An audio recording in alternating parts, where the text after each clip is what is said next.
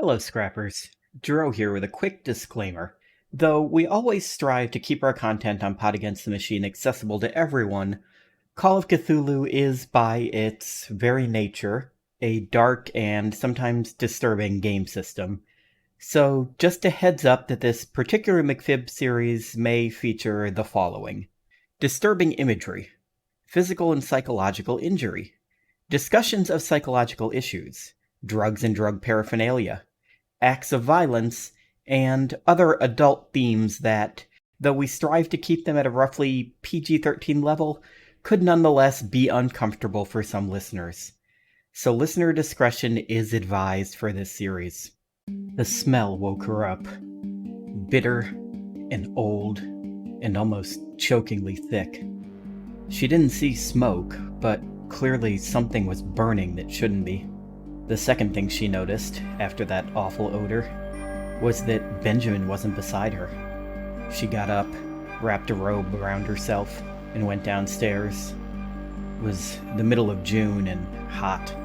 Hotter than she'd ever believed it could get back home, but she could see the shadows dancing on the wall. The fireplace in Benjamin's study was lit, and the smell was much stronger in that direction. "Benjamin?" No answer. She walked to the door and peered in. The fireplace wasn't just lit, but roaring, and what looked like one of Benjamin's old, leather-bound tomes was slowly burning away to ash in the center of it. She stepped in slowly. "Benjamin, are you okay?" "I thought it would work." She almost screamed. She thought he'd be in his chair, but the voice came from directly behind her. She spun around and saw her husband standing to the side of the doorway, sunken eyes staring into the fire.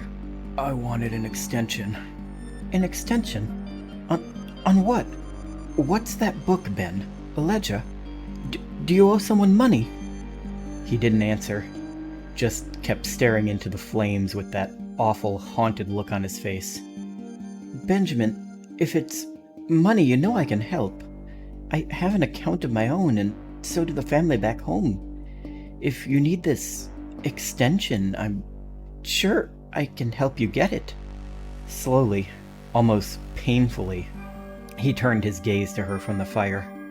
"Yes, you can help, can't you?" She didn't like the way he said that, and suddenly she was very worried about being alone in this house, his house, with him. He reached out and grabbed her wrist. "You have to come see it."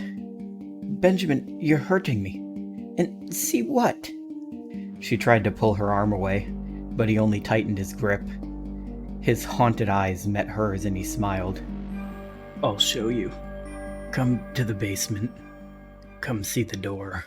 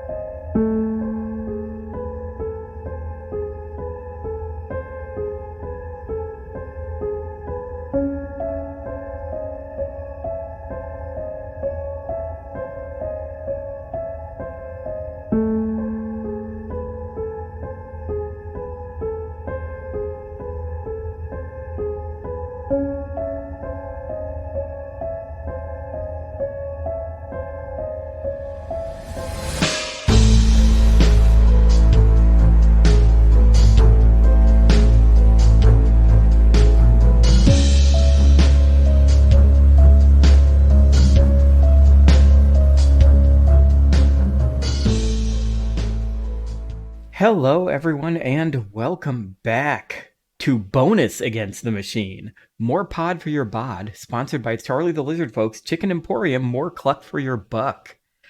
We are back playing Call of Cthulhu 7th edition Modern, playing through the Forget-Me-Not one-shot by Brian M. Sammons.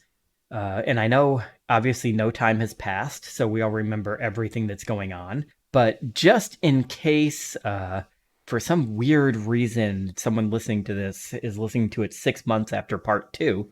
Yeah, sorry, Brian. I forgot me a little there. Well, luckily enough, our cast are playing a group of amnesiacs, oddly enough, who woke up in a crashed van, and what they discovered was rural northern Nebraska, near the town of Hemingford. Looking around the van a bit, they discovered their names.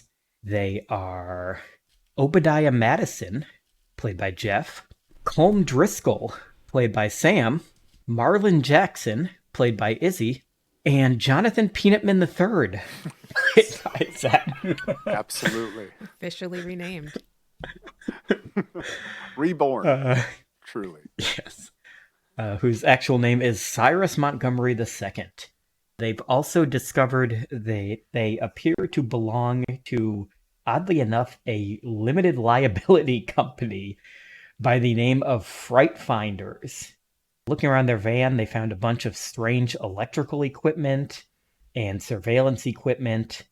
They also discovered Cyrus had a working phone with some odd messages in it. And they found some references to a woman named Holly that, upon hearing or seeing the name, every member of the group suffered some sort of weird, psychic shock or something very strange. And in fact, Marlon actually lost a little bit of his grip on it. He wasn't quite able to weather it the way the rest of the party was. Eventually, they got out of the van and started moving towards some lights they saw in the distance, which ended up being a farmhouse owned by a middle-aged couple, Jim and Molly Mason, who were able to call them a tow truck. The surly tow truck driver, Sid, along with the Masons, mentioned a bit about a local haunted house known as the Cobsham House, and a group of ne'er-do-wells who kind of showed up in town recently wanting to film a ghost hunting show in the house. Yikes. This group sounds very familiar to the party. They seem like cool people. Some of them lich locators. Yeah. Yeah, as Sid did not seem to have too high of an opinion of them, the group did not bother to mention to him that they think that might be them. Yeah, we're the ghoul grabbers. Yeah, the ghoul grabbers. It's true, the scare seekers, as it were. Sid then brought them to the Hemingford home, a local motor hotel. In fact, what they were told is the only one in the area. And as they pull up to it with him, I am going to have everybody, you guys all have kind of a flash of memory as you pull up to this motor hotel. I've stayed in far worse establishments. I think it looks pretty nice.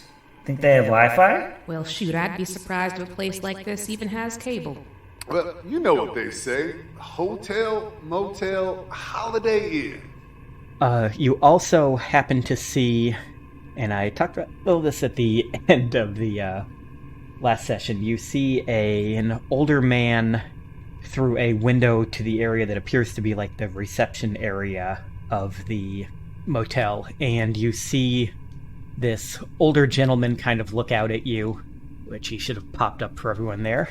Uh-oh. And he looks kind of surprised, and as you guys feel these memories ring through your head, he comes out and meets you as you're getting out of Sid's truck. He goes, oh my, are you all right? Well, our friend here has suffered a bit of an accident, sure, but we fixed him up mighty fine, and I think that, yes, we are all okay, mostly. An accident? What happened to Mr. Montgomery? Are you all right? Oh, y'all are on last name basis. That makes sense, as we are domiciled here, for sure. And he kind of looks at you and goes, yes? You're sure you're all okay? Where's Miss Holly? We were wondering, actually, if you had any hints as to where she was. We seem to have lost track of her.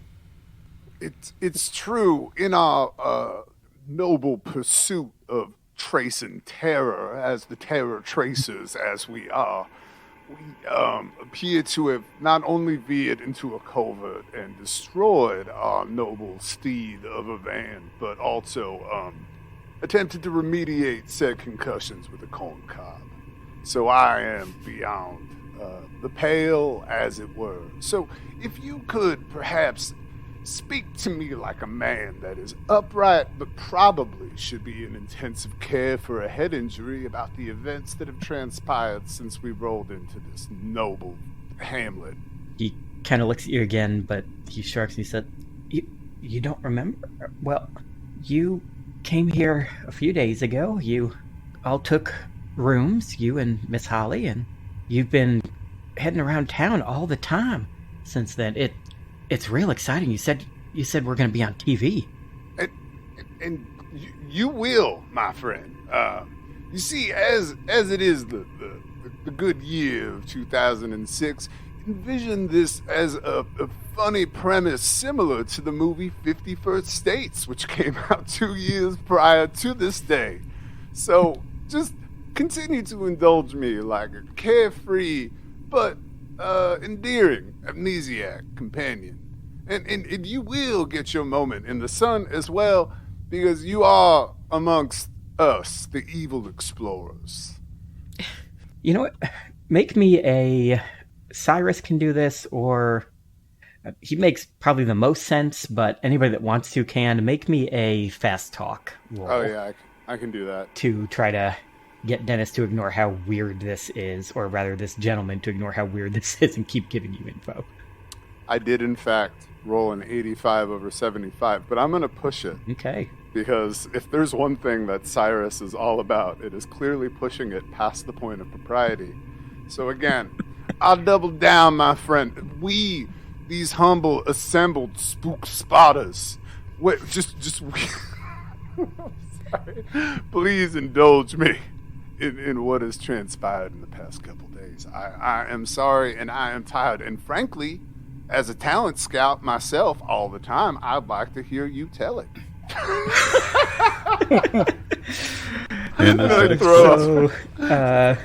Is there such thing as a 79. double We bush? touched on this. Yeah, I believe we touched on this at the very beginning. But if you push a roll and fail, you get a bit of a complication. So this gentleman's going to kind of narrow his eyes a bit and say, Talent Scout, you told me when you checked in that you were the host of this television show that y'all were talking about, not a talent scout. I've been excited about this, but I heard some strange stuff from the chief, and y'all disappeared real quick yesterday. You're sure you're on the up and up? And he's kind of narrowing his eyes, and he says, how about everybody just goes back to their room and relaxes? I have some things to do, and he is going to go back inside. Tackle him to and the you ground. see him. Now, my friend, I'd like to. Oh, yeah, actually, Just throws up a little bit more. yeah. So you see him. He kind of gives you guys one last weird look, and he goes back in. You see him very quickly go through a door behind the counter he had been standing at, that you could see through the window, and you see it says office on it, and he closes that door behind him. And you are now standing by yourselves in the parking lot of this motel. Sid has driven off with your van, and the proprietor has locked himself in his office, it appears. Well, Peanut Man, I don't believe you've endeared the Haunt Hunters to Mr. Dennis. Perhaps it is best that we do return to our individual rooms and see if perhaps when you wake up you've recovered from your concussion. I'm not much of a medical doctor. I'm pretty sure it's always recommended to get good quality sleep after a head injury to heal yourself.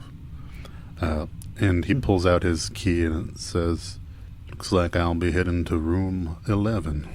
What's the numbers on our keys again? I believe I am room number 5. Now, Combe, that room matches the number of my favorite I have 9. mambo. Zach has 3. Oh, don't have the ones that I had on my notes. You might have all been passing them around. Maybe not that. Yeah. We may Just I'm assume pretty that the sure. room that you have is the one that you Sounds good. belong to. That's the fun part about giving it his cards, is people can pass the cards around. Do we know what number Holly had? Because we could, knock on her door and clear everything up. One presumes she could clear everything up, what with not being in the van. Oh, if everybody takes out their keys and looks at them, you will notice that... Actually, you guys should be able to figure this out if everybody looks at their keys, which if anybody remembers how to take stuff out and set it down, they can do that. Otherwise, I might be able to grab them. We have... Well, let me see if I can do this. But we have, I think, 3, 5, 9, 7. So 1 or 11. We have 3, 5, 9, 11. Okay, so maybe 7. Yeah, you notice that is in fact what you notice. You have odd-numbered keys counting up, but there is no key number 7. Now, no time has passed, but I vaguely remember from the message thread with Holly, did she say she was going over to the house? I mean, I thought there was something in Cyrus's messages, maybe. Yes, there was a message about that. Yeah, she had warned us about it. I dropped it on the table because I am tech savvy. I don't know how to make them bigger. Oh gosh, okay. Somebody's throwing it sideways. Yeah, if you hit Z, it should zoom out like real big. Yeah. On one of the phones, N says you're meeting her at 6. And Sai said 5, go into the house at 6, but want to do the interview in full daylight. So, according to that conversation, we met with Holly before going to the house. That is what it sounds like. So surely she's back by now. I'm sure she is. Is what I'm Probably saying. in her room, watching HBO. I would venture to say, given our strong reactions to Holly's name earlier, perhaps we ought to go check on her first in her room, where she's definitely fine and back. I think the conclusion that we've leapt to, based off of the arbitrary numbering of our keys from clearly a disturbed hotel keep, is perfect basis to go barging into a stranger's room. And you might think I'm being sarcastic, but I will be the one to barge. Let's go. And it's, what, Gero, is it 6 or 7 in the morning at this point, or? By this point, it's about 6 o'clock in the morning, Okay. yeah. It's a little bit more reasonable. Sun's starting to come up. Yeah. I don't know. So everybody is going to their rooms, or you're all going to go to one room first? You're going to check out 7, maybe?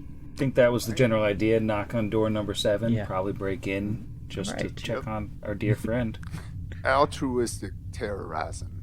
So you go to room number 7. It's on the first floor. And as you see this door, you kind of all collectively get another one of those memory things, like you had seeing the hotel itself.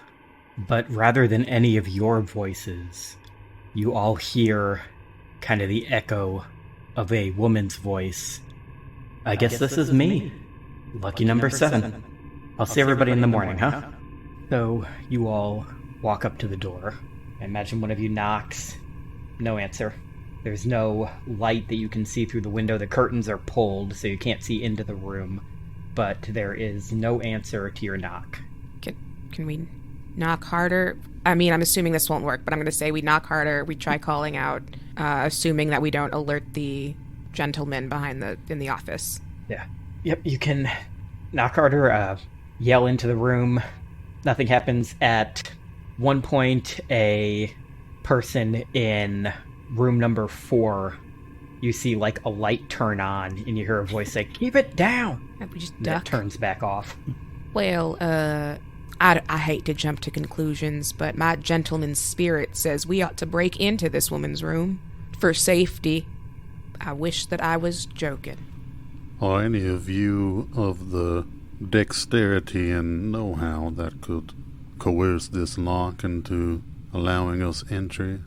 I mean, we'll try the door handle first and see, is it locked? It is, in fact, locked. So if anybody is able to, I would say... It's locksmith. Locksmith? Is a roll. If Yeah. anyone has locksmith, they can try that, or you have can also locksmith. try a hard strength roll to just try to pop the door open. I've got locksmith. Yeah. I would say like I'm 30% confident. Oh, no, in I'm my good. I got it. Locksmithing. I'm going to roll a D100. Now, in my day, I used to do a fair amount of lock picking. Often lock myself out of my Jeep. And 15 under 80. Wow. Wow. You're just doing all the So, rolling yeah. now. Because that was the first success. Marlin Thank you. comes up to the door and he kind of like jimmies at it, and I'm gonna say with that you get like this flash of inspiration. You don't know where it comes from, but you just think, and then you pull out the Holly business card, and you actually like run it in the gap and Oh.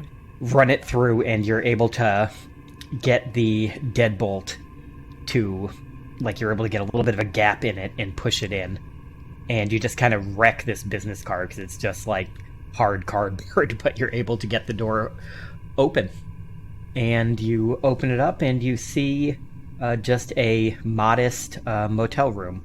It's painted like kind of an ugly orange on the inside. There's two little end tables next to a full-size bed with lamps. The bed is neatly made, but it does look like it's been slept in recently. Like, it looks like somebody pulled it up and made it, not that like housekeeping did it. You see a writing desk up against the window that looks like it has a closed laptop on it. And you see a small suitcase open with some folded clothes sitting inside of it on a dresser that is opposite the bed. And you said it's like 6 o'clock in the morning? About 6 o'clock in the morning. Probably by this point it's closer to 6:30 because you have been banging and knocking. Actually, 6:15. You wouldn't have spent half an hour doing that. So it's feasible they slept here last night. Or she slept here last night. And also feasible that they left her in a house somewhere. But, we don't have to know. So. If she did sleep there, she got up very early and made her bed.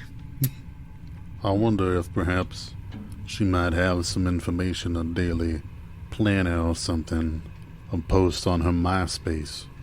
I could take a look at her laptop computer. Yes, I believe possibly even a live journal post detailing everything that we did for the day. It's popular for some reason. I wonder about her Zanga, how she gets so many people to check on her day by day. I believe she's made a lot of connections through Friendster, is what it is. These are all very timely references to things that will never go away. Well, that's for certain. If you're going for the computer, I think Stickman's going to start rifling through her stuff. Before that, who goes into her room first? Uh-oh. Sorry, what was that? Who steps into her room first?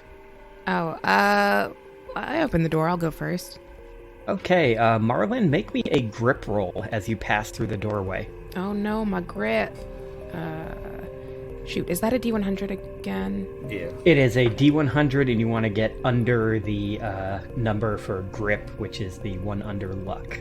That is a 41 under 55.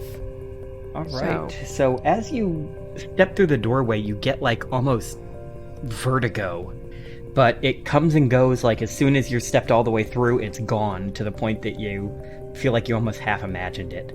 So, And anybody that follows him in, they don't feel that at all. I actually do feel that way. Yeah, that's just the vertigo you're feeling all the time. he'll brace himself on the doorway and kind of, that was strange, but all right, and continue on in. So now, you guys were saying whatever each person wanted to rifle through, I believe was the term used. Yeah, Obadiah would want to check on her computer, see if she had any messages or email or calendar on her, like Lotus Notes or something. Okay, so Obadiah goes to the laptop. It is plugged in and charging. The lid is down. You lift it up, and you see it's an Asus laptop. And you turn the power on. Boots itself up. It's Windows, I believe, probably would be XP at this point. I don't think it'd be 7 yet. Probably Vista. Might be 7. No. Vista. Oh, Vista was a thing. Ugh. No, she wouldn't have Vista. Oh, come on. Holly strikes me as a Vista early adopter. Only adopter. The only one. So it boots up, but as it gets to booting up, it pops up with a like a little silhouette of a person's head and shoulders, and it is asking for a password. Try Peanutman rules for the scene. That's a throwback. No. There was a but, text chain about passwords, and we said something similar to Fright Finders, which I think means we have to try Lich Lookers. Was that it, Zach? Ghost Grabbers. Inhuman Spook investigators. Spotters. Yeah, there was in fact a text chain. It was actually between Marlin and Cyrus. Marlin, completely serious. Passwords like that are a fisher's dream come true. Cyrus, what should I use instead? Marlin, advice I gave Holly was to pick something tangentially related to the show and change it often. So, trepidation trackers, as it were. 1. what with a bunch of exclamation points and a 1, as my good friends say. And I will say, if everybody wants to give me so you can give me a computers check to try and figure it out that way, or if anyone wants to give me a spot hidden to try to maybe look around for anything. Computer use. I'm a spot. Yeah, Obadiah will try a few things before he gets worried about being locked out and see if I can get a computer use success. Stickman got a 33 under 80 and a spot hidden. Nice. Wow. I continue Good to one, you roll above 75. I've rolled at like what, an 82, 85, 79, and now an 83. So this is boding super well for this game. Awesome. I bleed a little bit in my eyes and spend a bunch of time wiping it out. I got an 85 over 70. Ugh. Push it. So, Colm notices 2 things. The first thing you notice is that this computer, the Asus V1J laptop, has a fingerprint reader on it, you see. And you also notice on the ground under the desk, sitting like maybe it fell, A finger. not a finger. Oh, that would be awful. You see what looks like a small spiral notebook, like maybe about like 3 inches by 2 inches. And I am going to pop this here. And if I hit Z, does everybody see it if I blow that up? Not yet, Ken. I mean, Shift I Z? see it. I just can't read it. So I think you might have to individually hit. I thought it was maybe not for cards. I thought if the GM did it, everybody saw it. So if people hit Z on that, it'll blow it up for them. And since Colm found it, he can take a look at what that says on it. So like it says, interviews. Mayor Carver, 8-9, crossed out. Chief Bannerman, 8-9, crossed out. Rachel Fairbanks, 8-11, also crossed out. Plainsboro family, not crossed out. Johnson's friends, crossed out. No luck, other kids. Crim and Huffins. Looks like it maybe says Chris and Huggins. Chris and Huggins, crossed out. Parents gave okay, 8-10. And then it says N in quotes. Sound only, bring Marlin. And N was the one that we had the text chain about the voice mod with. I didn't forget that, not. Brandon? Was that the guy who wrote this again? Brandon? Brian. You should know, Gero. Brian. Brian M. Sammons. It actually says it on the Roll20. Yeah, it's actually on the page underneath the blown up notebook, which might not be blown up depending on whether it is or not. Also, Colm, how about give me a luck roll? Feeling pretty lucky. That is a 73 over 70. Can I spend some luck to... Well, see, the thing about that is when you spend the luck, then your luck threshold goes down, and it's just...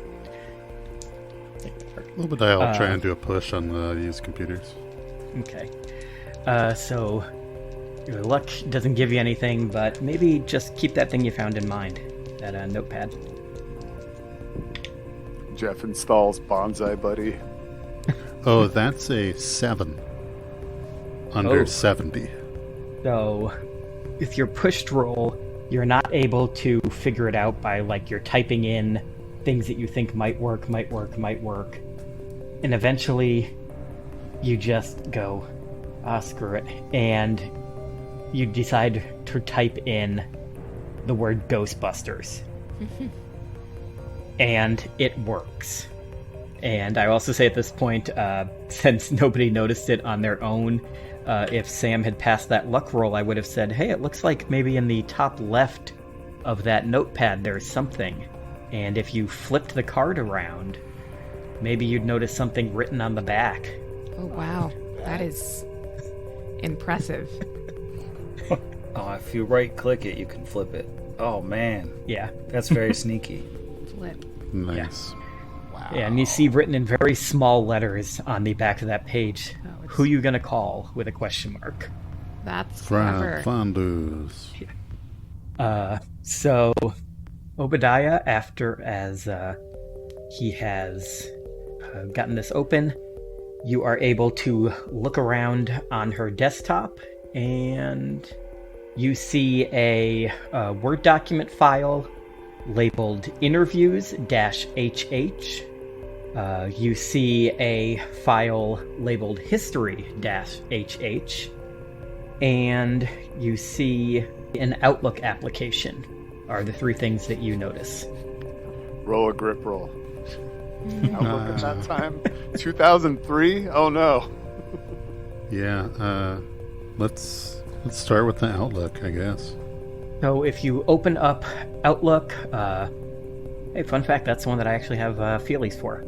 So you see a number of email chains. You see, in order from oldest to newest, you see one that is called Updated Crew Positions, Thanks But No Thanks, and You Can't Be Serious, with can't in all caps.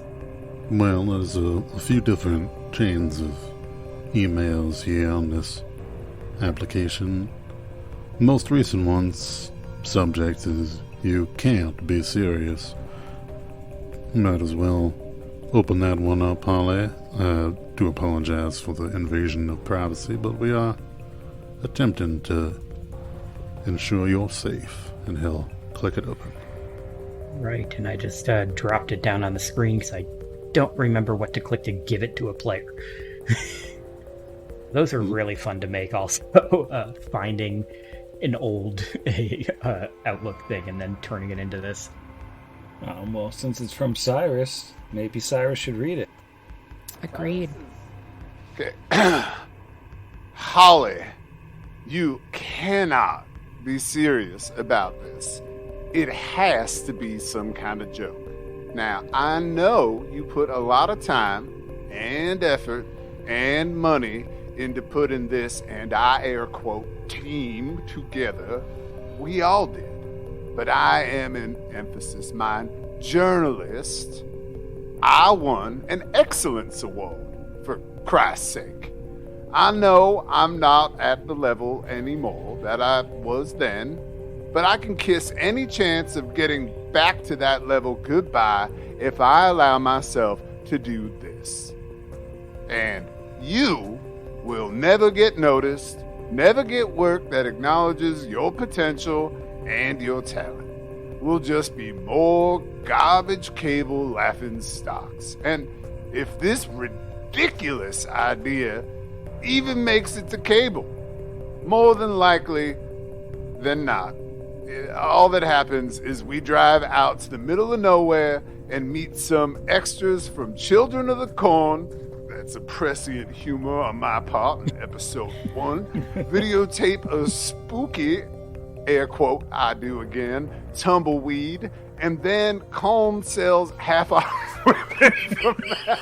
Oh my God. I'm like squinting because I'm not wearing glasses, so that makes this even funnier. Every line is just a surprise to me. Sorry, I, am choking on my concussed and confused. And then Colm sells half of our equipment for meth, or whatever the hex he's on. And don't tell me he's not on anything. One addict always recognizes another. Huh.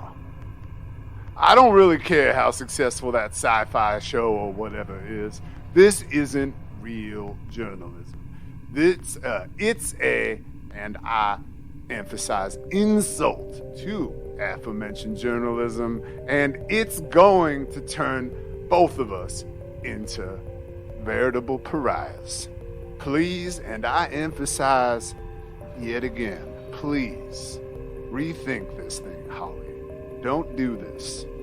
Yo's and Peanuts. Thoroughly rattled. Sigh.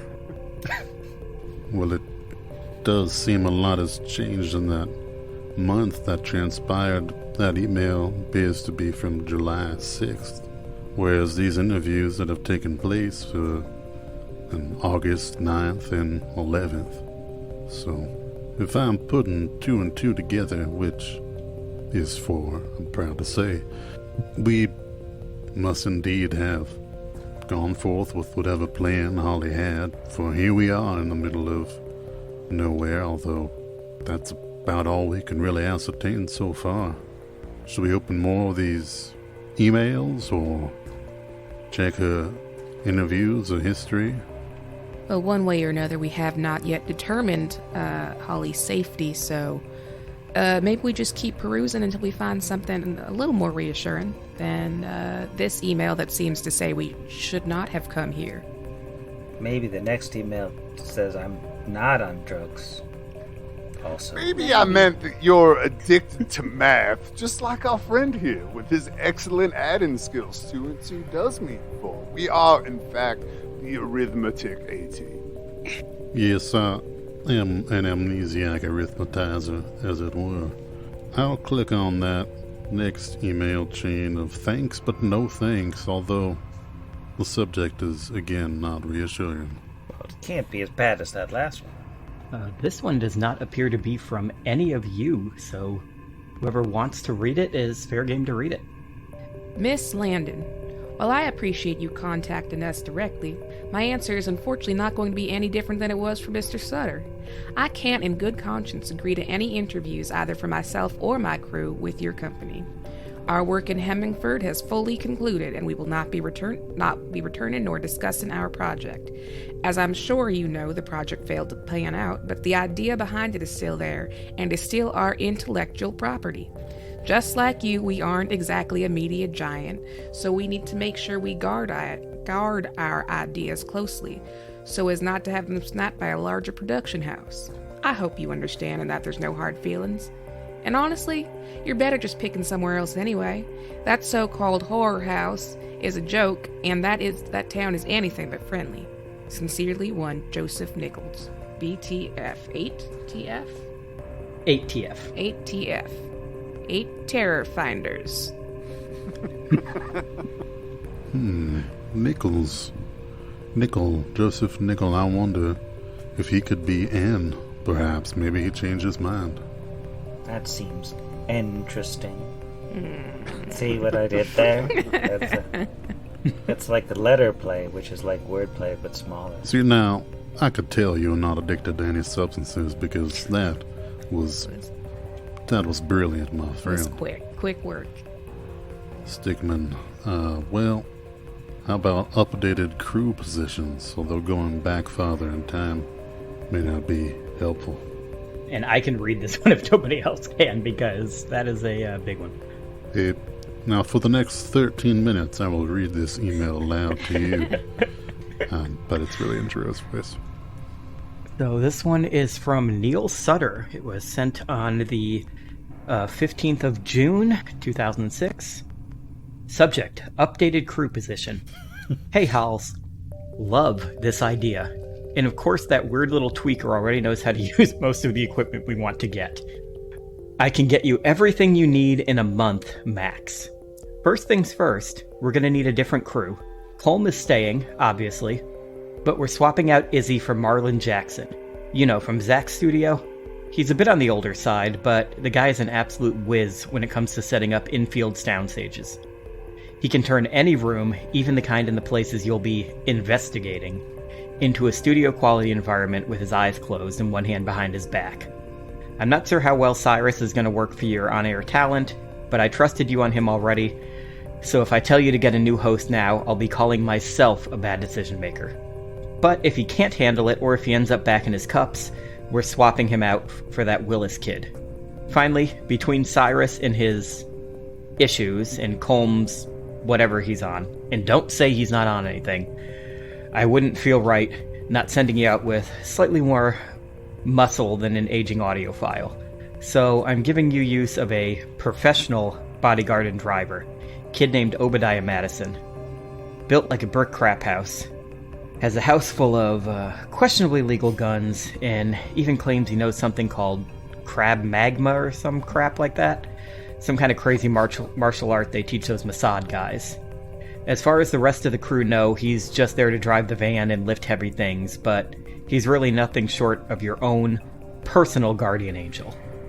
It's not the A-team by any means, but it's the best we've got, and with you leading the charge, I think we can really make something out of this. I've had the interns digging around, and I think we've even already got our first haunt. A little town out in the back end of nowhere called Hemmingford. Some kid just turned up missing after her and her hooligan friends got drunk and broke into the local haunted shack. Place itself has a bit of a story, too. Some crazy French builder or something made it, even brought in a chunk of castle or something from Europe. Then he up and vanishes. Reed gets bored of cotton for every meal and bails. Get it? Bails? And the guy his wife hires to take care of the place goes nuts and murders his whole family. Not much else happened after that, but there's plenty of stories about all the usual good spooky BS. Strange lights, weird noises, mysterious figures, the works. You guys just need to show up, interview some yokels, pretend to be scared in the house, maybe under one of those green night lights, while Marlon or someone makes some noises, and we've got our pilot. Easy as can be. Let me know if you have any suggestions or issues with my crew choices or with anything else. Neil. P.S. One thing. Fright Finders? Really? You let Colm pick that name, didn't you? Poor Colm. If it was Colm, it would have been amphetamine assessors or matlocks or something along those lines. I think people would watch that. Matlock plus meth. Matt, I mean, I'd be interested. Next on Methlock. Meth. Just Throw in a this is chemistry really teacher. hyped up Andy Griffith. Like, just one more thing. I'm on meth. That's the thing that he says. Can you throw up the that notebook again? Yes, I can.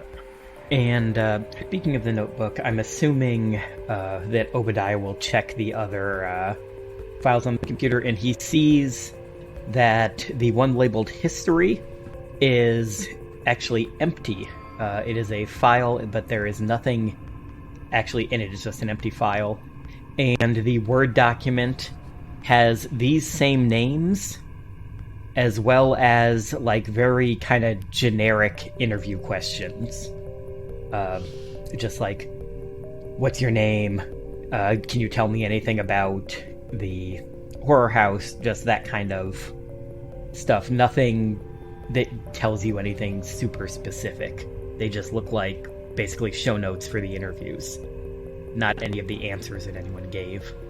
I was just wondering on the empty history file if there's anything like Obadiah can check to see, like, is it just white font on a white page, or is it on the size set down to super small so we can't Well, that read one it? isn't a document. That's like a folder, like that would have files inside it, and it's empty. Well, then I'll check the recycle bin.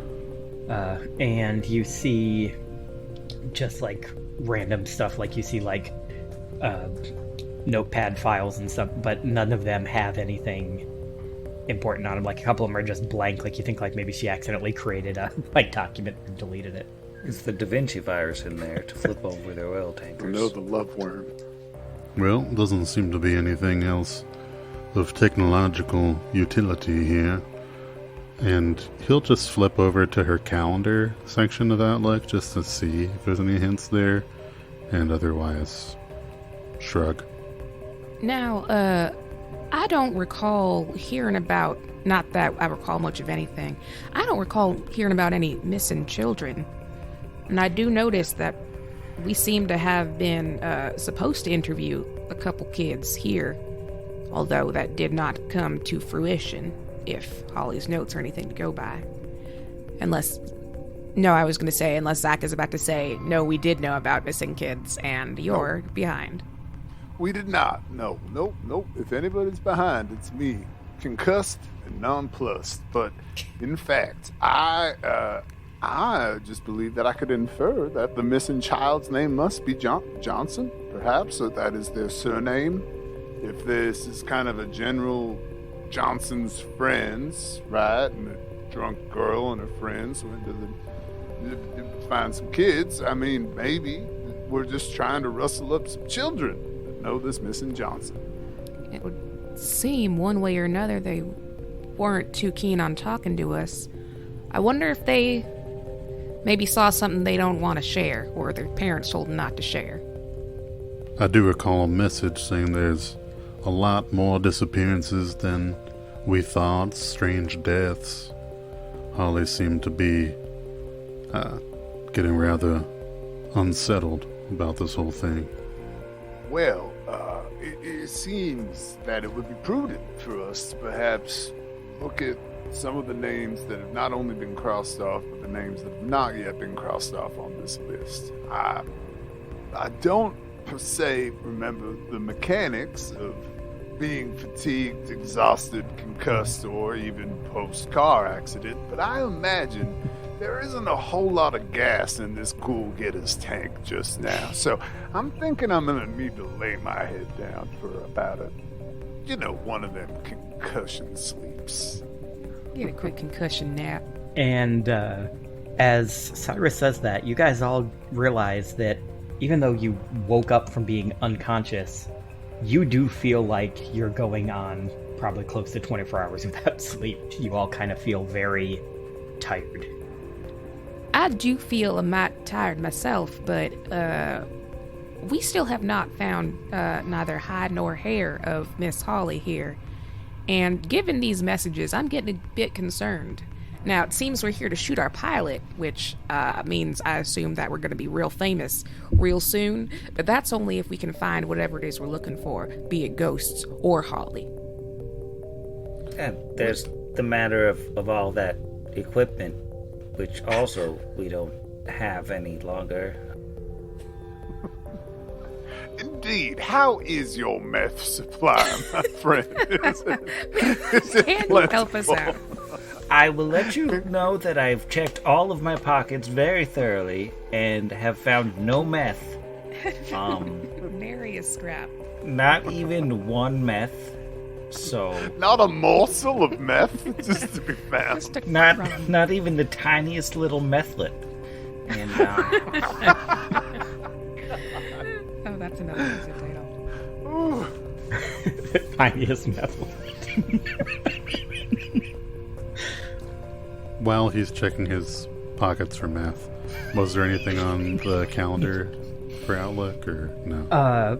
You see a listing for what appears to be 4 days before the current date that says check-in -HH, and that is the most recent entry in her computer's calendar, and that is on the 2nd of August.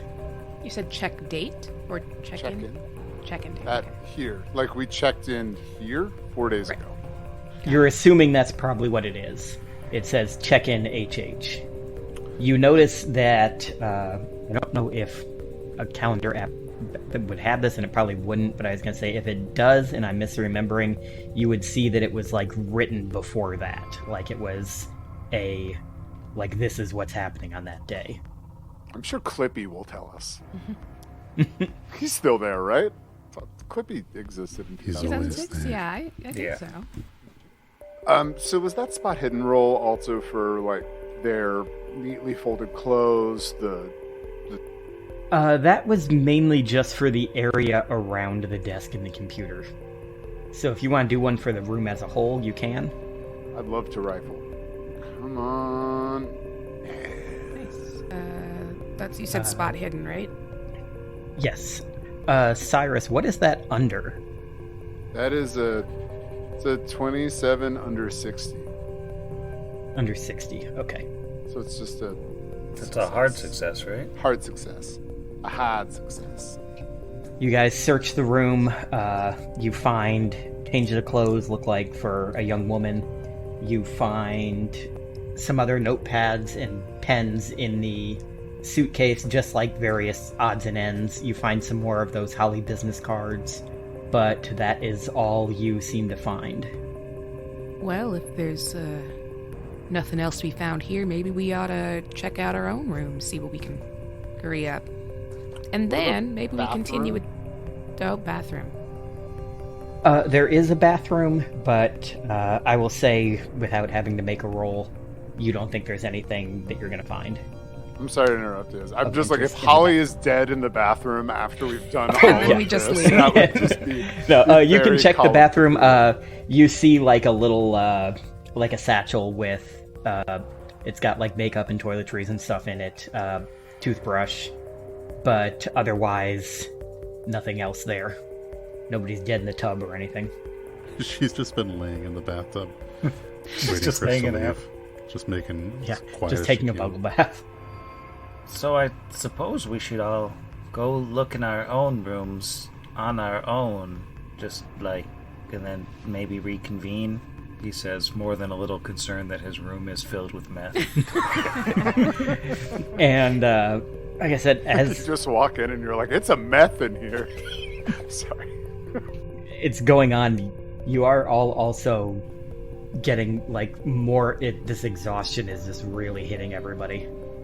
Yes, perhaps we should investigate our own rooms and then get some amount of sleep, at least a handful of hours, so that when we do get a call from Sid that, as you called it, Trusty Steed is back up and running, I think the most logical next place to visit would be the Comsham House, as loath as I am to cross its threshold for what I suspect is not the first time. Now, I do agree we ought to visit the house and perhaps ought to get some rest before we head out there. But maybe one of us can message Holly beforehand. It seems unlikely at this point that she'd answer, but at least we can say we tried. Have we tried that yet? You have not, and that was because when you were out in the corn, you did not have signal. But I will say Cyrus's phone does have reception here, so he can shoot a text to Holly if he wants to. Hey, Holly, sorry for breaking into your room. I'm going to let somebody else compose this. Yeah, they gotta, unfortunately, they have to use your phone since it's the only one not broken, but someone else can write the message and send it. Yeah, I'm going to ask someone else to compose the... Perhaps it would be use of our skills if maybe we asked Jeeves, as it were, about some of the names on this list, or perhaps the cute dog from Lycos, or any of the other appropriate contemporaneous internet search engines, Alta Vista. I don't know. Anyway. So perhaps we could do a little bit of research while someone who is not concussed and has some nuance can attempt to reach out to our erstwhile companion. Let's fire up that Netscape and go. That's us, the Netscape Navigators. That's the Netscape. name of our group. Okay, I do have some points in Navigate. nice. Unfortunately, as you go to do that and you click open Yeah, she has Netscape Navigator. Why not? Click open. I think it might have been Firefox by 06, but could still have been Netscape. You click it open, and eventually it pops up with a no connection message. And you notice that the laptop does not appear to be plugged into a phone jack, and in fact, other than the one that the phone on the desk itself is plugged into, there doesn't appear to be one in this room. So you think, might not have internet, which is odd when you figure that she's got emails, but you think maybe since the most recent one you see is from 2 months back, that she obviously maybe has not been getting emails since she's been here, and has just had the computer as basically a way to keep records. Now, normally I might suggest that we use Mr. Peanutman's phone here to go ahead and ask Jeeves on the phone, but I do remember from 2006, the current year it is, accidentally pressing that little internet button on my phone and having a whole meltdown because, oh my gosh, my parents were going to be so mad. So maybe we just text Holly a quick "you up?" Call it a day. Check out our room. We text Holly "you up." It's canon. All right, so after texting you up, which I'm assuming The is letter just like U, the letter yes, U thank you. and then up to Holly from Cyrus's phone, what is everybody's next move? Go check out our rooms. Do you want to check out our rooms and take a nap? Staggering is my next move. Yes, to our rooms. I agree with you. Yeah. All right, so is everybody just going into their own room? So everybody except Marlin, make me a grip roll as you pass through this threshold into your room. Woo! 7. Good. How about a 90 over 35, Cap? Oh, no. Over That's 35? It's not my game. And how about Obadiah? A 78 over 40. So, Cyrus, you are going to take 1 point of grip damage as you get hit with this, like, horrible nausea as you step into your room and you almost fall to the ground from it. Oh. And, Obadiah, the same thing happens to you, and you are going to take 2 points of grip damage. Oh, I must be quite fatigued, Obadiah says to himself. And now I want all 4 of you guys to, we're back into the rolling section of the game now. Give me a con roll. Trying to run under our whatever we have just for the stat. Yes, you want to hit under. I got a 94 over 50. That's tell a story, yeah. I hit it exactly. 45 under 45. I don't know what that means. Is that under? I love that Cyrus's rolls are working. Cyrus is just dead. It's extremely concussed. Basically. And I see Marlin got an 8, and what about Obadiah? A 12 under 55. Okay.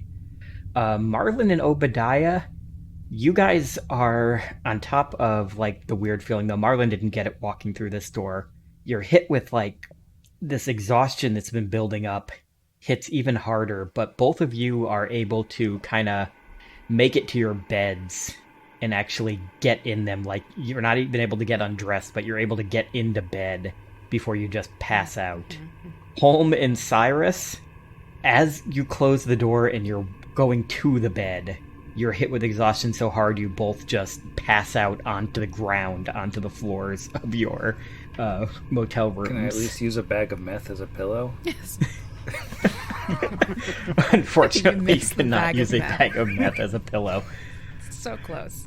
And with that, we are actually going to call an end to the episode. So, like to say goodnight, and like all of our players here, I'm going to bed. Night, Gero. Good night, Gero. Good night, Holly, wherever you are. She's fine. Sweet dreams, my fellow spirit sleuths.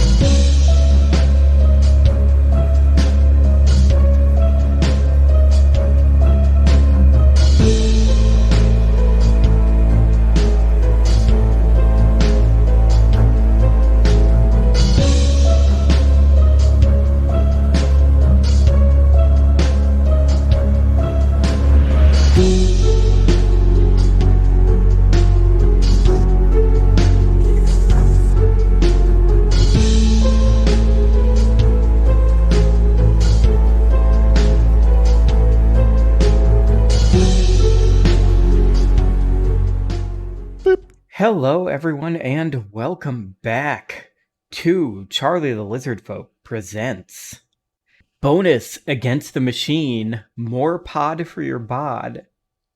I did part of that backwards because I just realized Charlie's is at the end. More pod. Welcome back. Like a super professional IT person, I have somehow gotten Microsoft Paint stuck over a screen and a half, and I can't get rid of it because it's popped up a window in a space that doesn't exist. Awesome. Task manager? Yeah, I just task managed Yeah, I was going to say you have to kill it through task manager. No, you record on Paint.